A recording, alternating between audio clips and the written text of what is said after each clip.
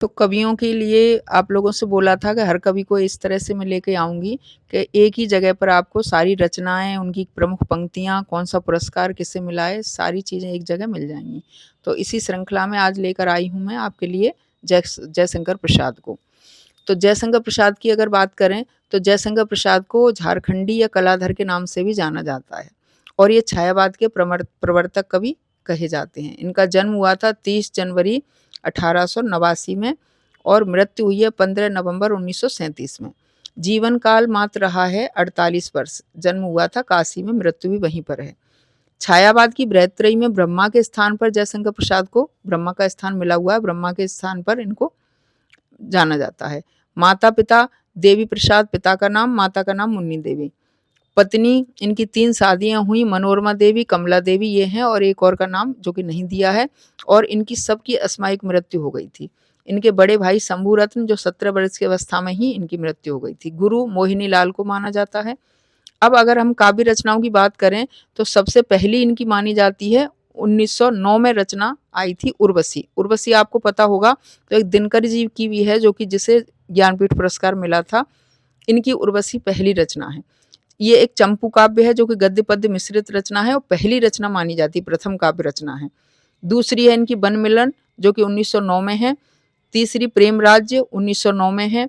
अयोध्या का उद्धार 1910 में है। शोकोच्छ्वास 1910 में है। बभ्रुवाहन 1911 में। कानन कुसुम 1913 में। ये खड़ी बोली का एक महाकाव्य माना जाता है। प्रेम पथिक 1914 में है। महाराणा का महत्व 1914 में है। चित्राधार 1918 में है। झरना 1918 प्रथम प्रभात कविता है झरना और 1918 में प्रकाशित हुई थी और यह जो झरना छायावाद की प्रथम रचना के रूप में मानी जाती है और छायावाद की प्रथम प्रयोगशाला भी इसी को कहा जाता है। आंसू 1925 में आई जो कि हिंदी का मेघदूत कहा जाता है। मेघदूत वैसे रचना कालिदास की है लेकिन हिंदी का मेघदूत कहा जाता है आंसू को। 1925 में आई है। लहर 1933 में और कामायनी 1935 में। अगर पहली और अंतिम की बात करें तो पहली रचना उर्वशी है और अंतिम रचना इनकी कामायनी है। कामायनी महाकाव्य पर ही प्रसाद जी को मंगला प्रसाद पारितोषिक प्रदान किया गया था और कामायनी महाकाव्य में 15 सर्ग हैं। चिंता, आशा, श्रद्धा, काम, वासना, लज्जा, कर्म, ईर्षा, पीड़ा, स्वप्न, संघर्ष, निर्वेद, दर्शन, रहस्य और आनंद। ये कामायनी के सर्ग हैं 15 अलग अलग। प्रसाद जी की पहली कविता जो प्रकाशित हुई थी सावन पंचक 1906 में प्रकाशित हुई थी जो कि भारतेंदु पत्रिका में प्रकाशित हुई थी। शांतिप्रिय द्विवेदी ने कामायनी को छायावाद का उपनिषद कहा है। प्रसाद जी को प्रेम और सौंदर्य का कवि माना जाता है। जो छायावाद के बृहत्त्रयी में आते हैं, 3 कवि आते हैं छायावाद में बृहत्त्रयी में। पहले जयशंकर प्रसाद जिनको ब्रह्माकार नाम दिया गया है। दूसरे हैं सुमित्रानंद पंत जिन्हें विष्णु माना गया है। तीसरे हैं सूर्यकांत त्रिपाठी निराला जिन्हें कहा गया है महेश। तो ब्रह्मा, विष्णु, महेश ये बृहत्त्रयी में आते हैं। छायावाद की बृहत्त्रयी जयशंकर, सुमित्रानंद पंत और सूर्यकांत त्रिपाठी निराला। आगे हम देखते हैं इनके नाटक। तो नाटक की बात करें तो सबसे पहला नाटक इनका आता है सज्जन जो कि 1910। कल्याणी परिणय 1912 में। करुणालय 1912 में। प्राश्चित 1913 में। राज्यश्री 1915 में। विशाख 1921 में। अजातशत्रु 1922 में। जन्मेजय का नागयज्ञ 1926 में। कामना 1927 में। स्कंदगुप्त 1928 में। एक घूंट 1930 में। चंद्रगुप्त 1931 में। ध्रुव स्वामिनी 1933 में। और अब इनके उपन्यासों की बात करें तो इनके 3 उपन्यास आए हैं जो कि सबसे पहला है कंकाल 1929 में। तितली 1934 में। इरावती 1936 में जो कि अपूर्ण रह गया था। आत्मकथा की बात करें तो आत्मकथा एक कविता के रूप में ही लिखी है इन्होंने जो कि आत्मकथ्य के नाम से जानी गई है। अब इनकी कहानियों की बात कर लेते हैं तो कहानी है छाया 1912 में। हिंदी का पहला कहानी संग्रह है छाया। प्रतिध्वनि 1926 में। आकाशदीप 1928 में। आंधी 1931 में। इंद्रजाल 1936 में। चर्चित और अन्य कहानियां इनकी हैं पत्थर की पुकार, उस पार का योगी, चंदा, देवदासी, ममता, खंडहर की लिपि, घीसू, चूड़ीवाली, बिसाती, सालवती इनकी अंतिम कहानी मानी गई है।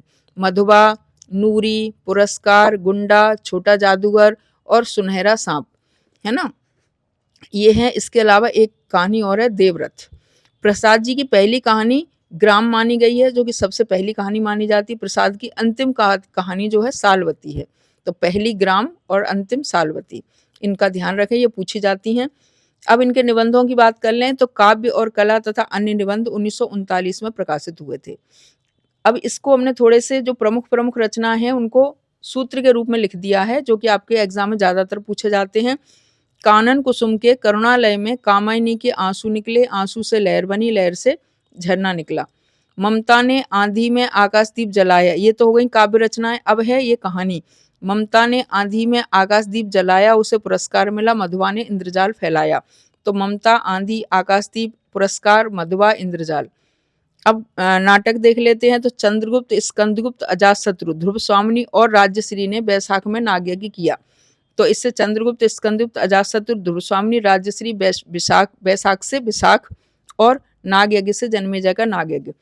इरावती के प्राण तितली बनकर निकल गए, कंकाल रह गया। तो ये तीन इनके हो गए उपन्यास, इरावती, तितली और कंकाल। ये प्रमुख रचना है। इसके अलावा कुछ पंक्तियां भी इनकी कभी कभार पूछ लेते हैं, जो कि आपके एसआई में पूछ सकता है, टीजीटी पीजीटी में पूछ सकता है। तो ये प्रमुख पंक्तियां और हैं इनकी थोड़ी सी, तो उन्हें हम और देख लेते हैं। आप इसका फोटो भी ले सकते हो। पहला ये दूसरा पेज है, ये पहला पेज है इसका। और ये हैं प्रमुख पंक्तियां जयशंकर प्रसाद की। प्रमुख पंक्तियों में अरुण यह मधुमय देश हमारा, जहां पहुंच अनजान क्षितिज को मिलता एक सहारा। सबसे पहली पंक्ति ये है, जो कि पूछी गई है एग्जाम में। हिमाद्रि तुंग श्रृंग से प्रबुद्ध शुद्ध भारती, स्वयं प्रभा समुज्ज्वला स्वतंत्रता पुकारती। ये इनकी दूसरी पंक्ति है, जो कि इनके काव्य संग्रहों में से ली गई हैं। बीती विभावरी जागरी, अंबर पन घट में डुबो रही तारा घट उषा नागरी, जो कि रूपक अलंकार का प्रसिद्ध वो है उदाहरण। इस करुणा कलित हृदय में अब बिकल रागिनी बजती, नील परिधान बीच सुकुमार खुल रहा मधुल अधखुला अंग, है ना, खिला हो ज्यों बिजली का फूल। ये है आपके श्रद्धा मनु से ली गई है। और एक ये प्रसिद्ध इनकी पंक्ति आती है, नारी तुम केवल श्रद्धा हो, विश्वास रजत नग पगतल में, है ना। तो ये भी इनकी प्रमुख पंक्तियां हैं, जो कि एग्जाम में पूछ ली जाती हैं। तो ये जयशंकर प्रसाद रहे, जो कि आपको सारी रचना इनकी एक साथ मिल गई। अब अगले जो आएंगे वो हैं सुमित्रानंदन पंत। आज की वीडियो में इतना ही था, और अगर आपको ऐसी ही वीडियो और चाहिए तो आप कमेंट करके बता सकते हैं कि किस कवि या लेखक की चाहिए, तो उसकी मैं कोशिश करूंगी जल्द से जल्द लाने की। और कमेंट करें, सब्सक्राइब करें। धन्यवाद।